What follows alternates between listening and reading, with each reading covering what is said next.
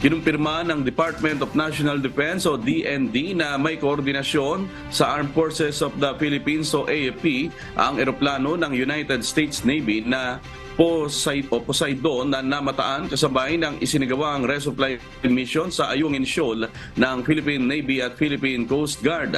Pero giit ng DND sa hearing ng Senate Committee on National Defense, bagaman nakatutulong ito para sa maritime domain awareness, kakayanin naman ng Pilipinas na pagtagumpayan ang resupply mission ng walang tulong ng Estados Unidos. Dagdag pa ng DND, hindi rin isang warplane ang naturang US aircraft. Pakinggan po natin ang bahagi ng pagdinig. Simple lang naman po yung tanong ko, Chairman. Yeah, Mr. Inaamin po ba natin na hindi natin kaya? Kailangan natin ng US Navy doon, paikot-ikot. Siguro ang gustong tanongin ni Senator Robin, kung wala ba yung presence na US aircraft doon, hindi magiging successful yung resupply mission natin sa PRP Sierra Madre. Thank you, Mr. Chair.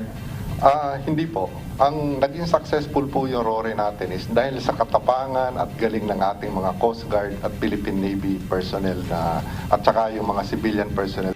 Yung presensya po ng Amerikano doon is tulong lang po yun sa maritime domain awareness at parang may eye in the sky na nanonood ng buong pangyayari.